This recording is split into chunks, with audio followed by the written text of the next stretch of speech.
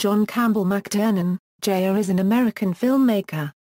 He is best known for his action films, especially Predator, Die Hard, and The Hunt for Red October. His later well-known films include the action-comedy fantasy film Last Action Hero, the action film sequel Die Hard with a Vengeance, and the heist film remake The Thomas Crown Affair.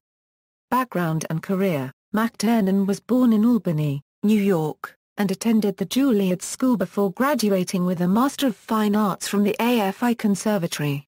In 1986, he wrote and directed his first feature film, Nomads, starring Pierce Brosnan. While being neither commercially successful nor critically acclaimed, it did land him the job of directing the science fiction action hit Predator, starring Arnold Schwarzenegger. In the wake of that film's success, he went on to direct two more hits: Die Hard in 1988 starring Bruce Willis and The Hunt for Red October in 1990 with Alec Baldwin and Sean Connery. Nomads was not well received by critics, receiving only one positive review out of 8 according to the review aggregator site Rotten Tomatoes. Roger Ebert of the Chicago Sun-Times rated it 1.5 stars out of 4 and said that even if viewers cared about the characters, the film is too confusing to understand.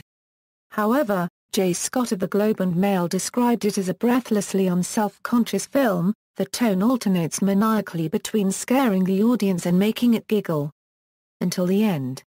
And then, via one of the funniest, cleverest and most unexpected conclusions to any movie in history, Nomads comes off the fence it has been sitting on with a bravura jump.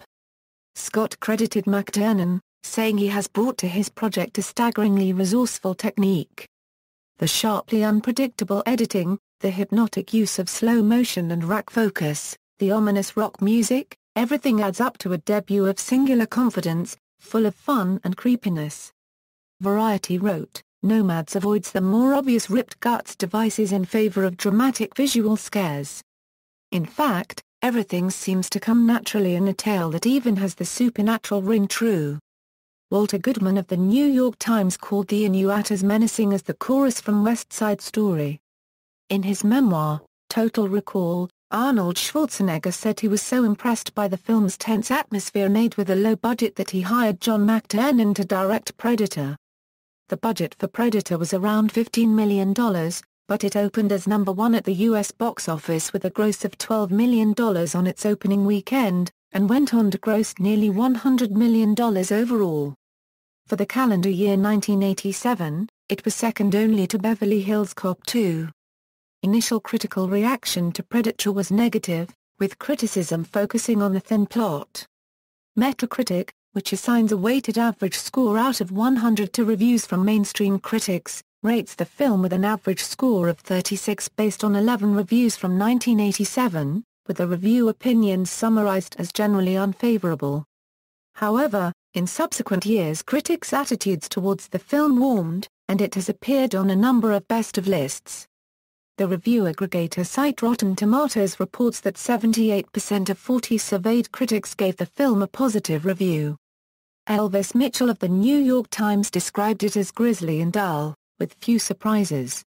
Dean Lamanna wrote in Cinefantastique that the militarized monster movie tires under its own derivative weight.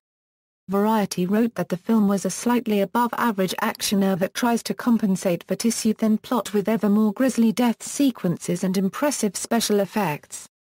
Michael Wilmington of the Los Angeles Times proclaimed it arguably one of the emptiest, feeblest, most derivative scripts ever made as a major studio movie.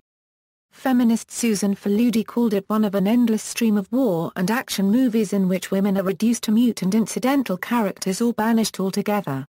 Roger Ebert, who was more complimentary of the film, decrying a few plot holes but nonetheless rating it 3 out of 4 stars and writing, "It supplies what it claims to supply, an effective action movie." 2 sequels, Predator 2 and Predators, as well as 2 crossover films with the Alien franchise, Alien vs. Predator and Aliens vs. Predator, Requiem, have been produced. Another entry in the series, directed by Shane Black, is in the works at 20th Century Fox. Made on a $28 million budget, Die Hard went on to gross over $140 million theatrically worldwide.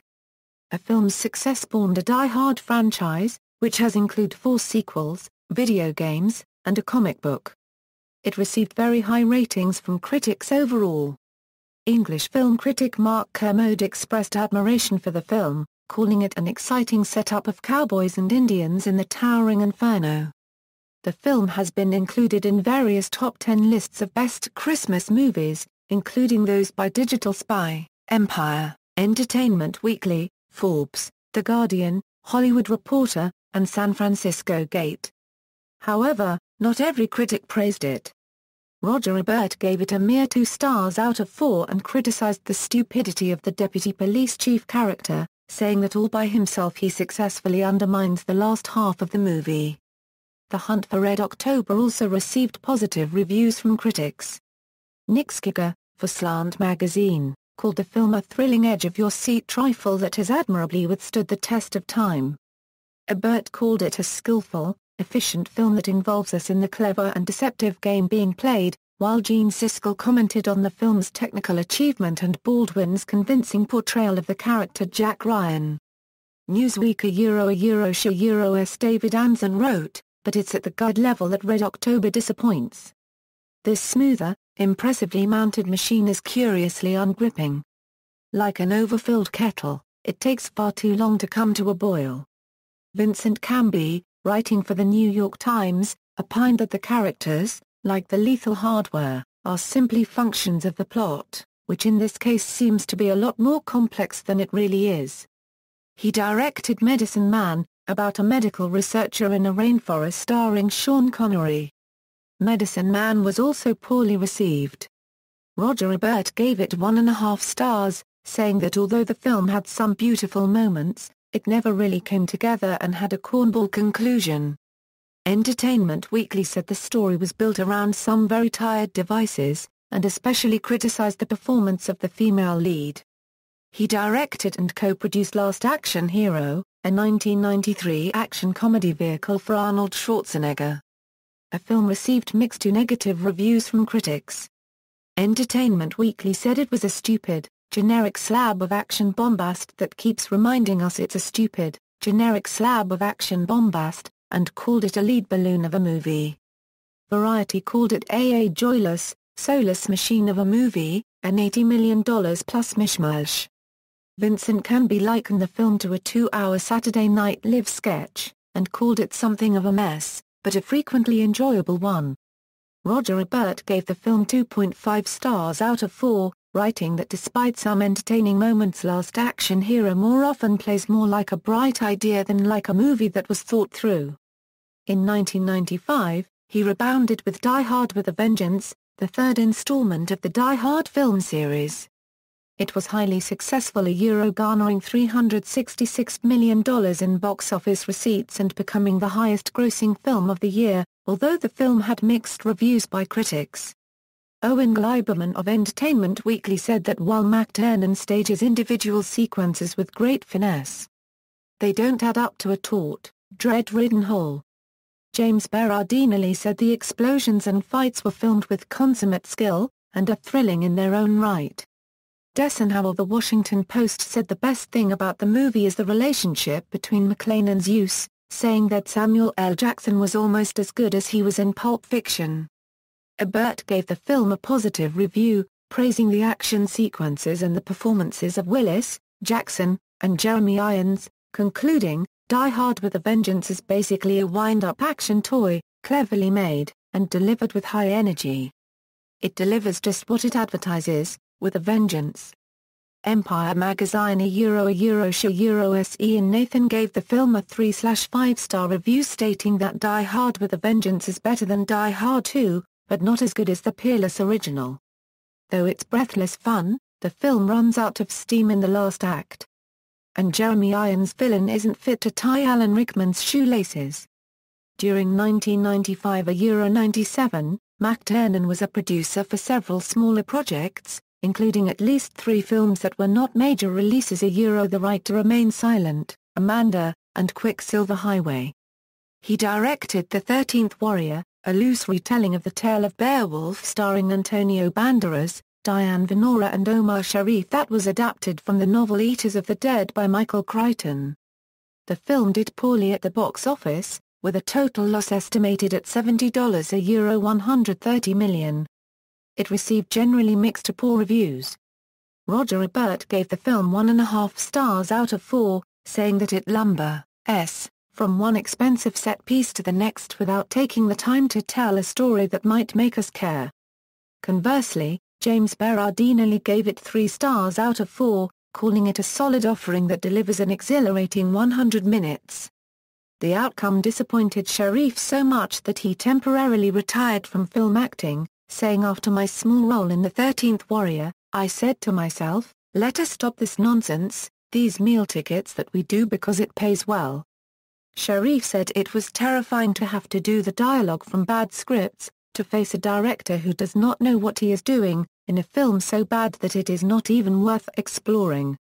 The Thomas Crown Affair, directed by McTiernan, a heist film remake starring Pierce Brosnan and Rene Russo, which opened to solid reviews and strong box office results, was released later the same year. McTiernan then directed the 2002 film Rollerball, a science fiction remake starring Chris Klein, Jean Reno, and LL Cool J. Rollerball was heavily panned by critics. Time Out's Trevor Johnson described it as a checklist shaped by a 15-year-old mulret, thrashing metal track, skateboards, motorbikes, cracked heads and Rebecca Romijn with her top off, and Ebert called it an incoherent mess, a jumble of footage in search of plot, meaning, rhythm and sense. The film was a box office flop, earning a worldwide total of $25.9 million compared to a production budget of $70 million. In 2014, the Los Angeles Times listed the film as one of the most expensive box office flops of all time. His last directorial project was the 2003 thriller Basic with John Travolta and Samuel L. Jackson. Reviews for Basic were mostly negative. Roger Ebert gave it 1 star out of 4, saying it was not a film that could be understood, and that if I were to see it again and again, I might be able to extract an underlying logic from it, but the problem is, when a movie is not worth seeing twice, it had better get the job done the first time through. Leonard Maltin's Movie Guide gave it 2 stars out of 4 and said the film keeps adding layers of confusion so that it becomes less interesting as it goes along. The final twist seems to negate the entire story, like a bad Shaggy Dog joke.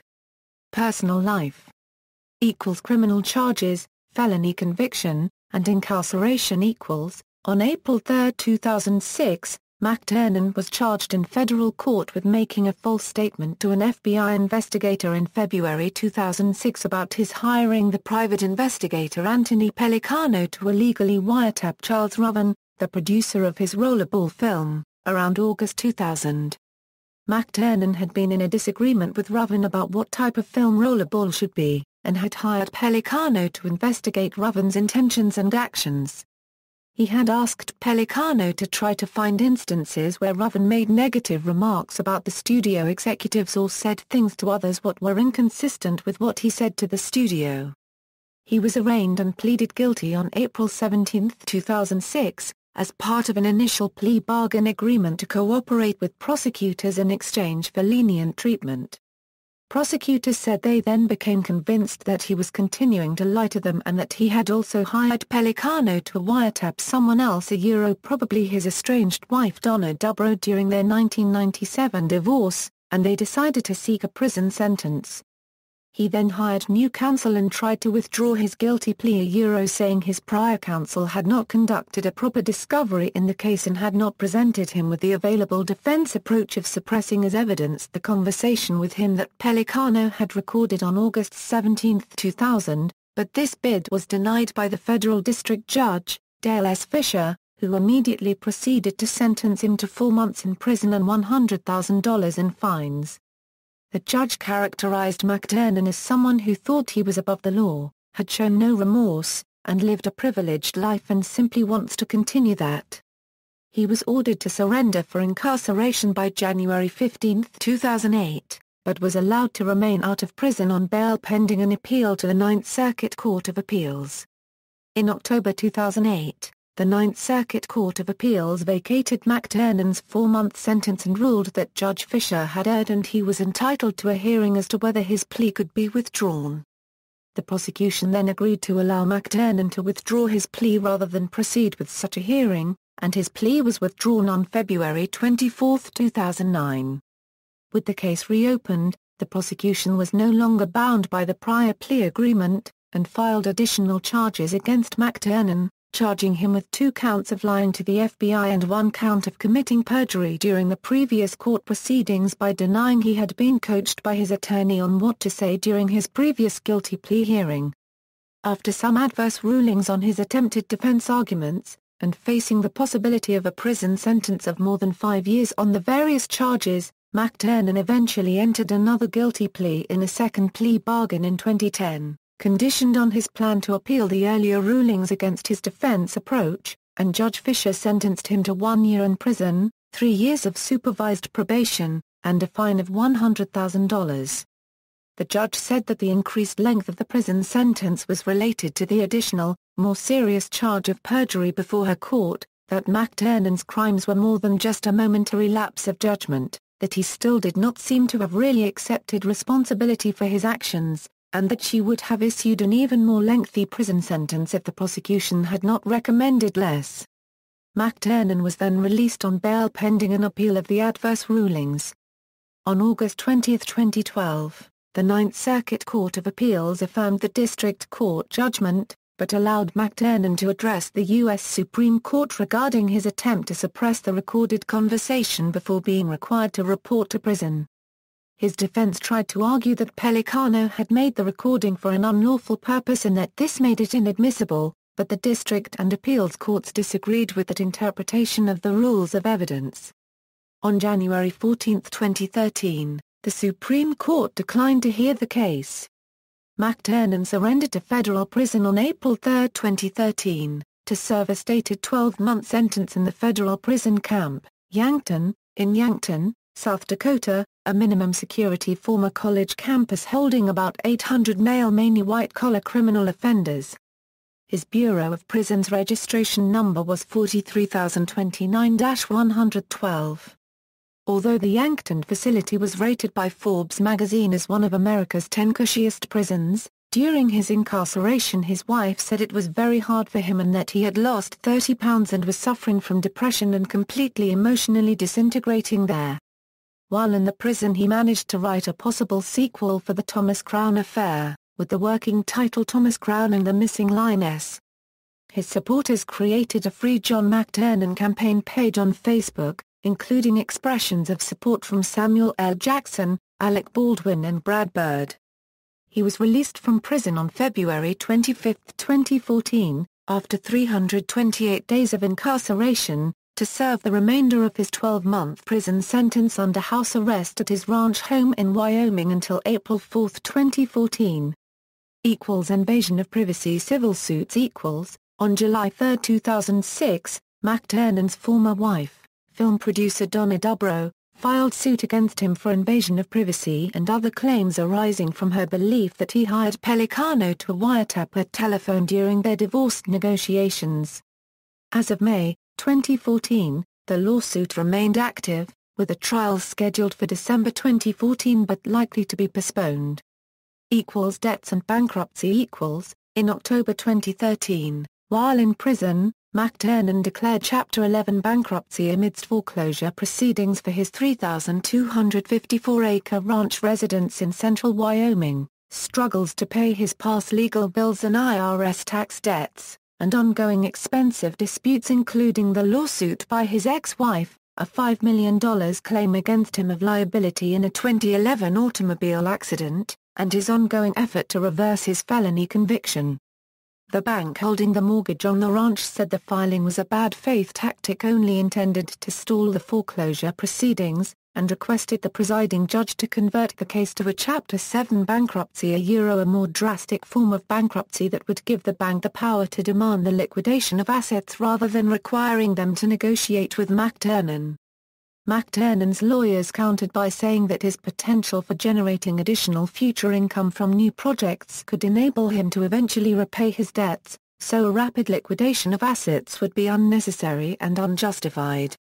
In the bankruptcy proceedings, he identified two likely future film projects with Hannibal Pictures, with working titles Red Squad and Warbirds, with large budgets and significant likely future income and plan to star major well-known actors. Filmography. Awards and nominations. Special awards. References. External links. John McTiernan at the Internet Movie Database. Filmmaker says he lied in FBI probe. The Los Angeles Times, April 18, 2006. Links between Pelicano, director come into focus. The Los Angeles Times, April 5, 2006. Film director accused of lying to FBI in Pelicano scandal. The LA Weekly, April 3, 2006.